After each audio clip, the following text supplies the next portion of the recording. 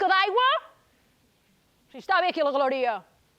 Per mi la galeria és el millor lloc de la casa. I arriba la llum solar, una cosa, i a mi m'agrada llegir. Jo sóc una persona culta, una persona que llegeix llibres d'història del país, de la terra de Catalunya. Però de tant en tant també m'agrada llegir coses més superficials, com les lectures, l'Ola, que hi surten els famosos i la monarquia aquests que no fan res. La Conxita Català va néixer arran d'improvisacions, amb tallers, amb classes, allà va començar a sortir. I vaig començar a donar-li forma i anava fent improvisacions o em convidaven a cabarets i feia improvisacions de 10 o 15 minuts. I va haver un moment que vaig dir, ja tinc 10 o 15 minuts, però vull anar més i veig que jo sola tampoc puc, no? I vull crear alguna més. I aquí és on va néixer una mica tot, a les ganes d'ampliar més i donar més espai i poder crear un espectacle amb la Conxita. Però és una dona amb molta valentia i sempre tira endavant. Passi el que passi, és una persona que sempre fa un pas endavant. Molt forta i molt potent i molt catalana, no? Molt nostrada. Tan diferents les dues, tu?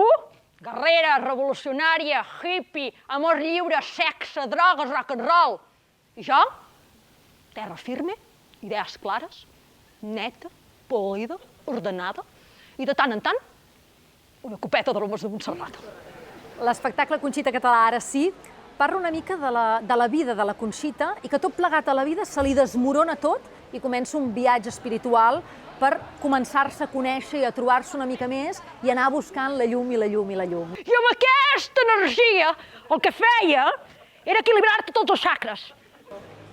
Jo sóc molt de Teresines i tota la vida veia les Teresines. Jo crec que, poc o molt, la pell et queda com impregnada de Teresines i ja ha sortit així, no? O sigui, el traje, quan el buscava, no el trobava, i quan el vaig trobar vaig dir, me l'imaginava fos, l'he vist clar, és aquest, és realment aquest el que vull. És com les ulleres, no? També van aparèixer d'una forma així, no? Com em van aparèixer a sobre i vaig dir, val, i es va anar conformant. I la perruca, no t'ho perdis, la perruca és una perruca de ma mare quan era jove, té molts anys aquesta perruca, que ella una vegada es va tallar molt els cabells i va dir, em poso aquesta perruca perquè no es vegi que els porto tan curts. La solució és fer net i treure el problema fora. Vinga, Conxita, cap a dins, entra al fons del tot, perdó, el concentra dins, és la porta per entrar-li a l'entre, clau, que entra al mort. No es pot entrar dins. Primer l'espectacle va començar a poc, amb assajos, perquè jo sí que tenia clar que necessitava una direcció i vaig anar a picar a la porta del Pep Vila. Per què? Perquè he vist molts espectacles d'ell i he vist com treballa i realment he vist que ell em podia ajudar. I quan vaig dir vull fer el personatge aquest, molta gent de l'entorn em deien la millor persona per treballar el personatge és ell, i més aquest tipus de personatge.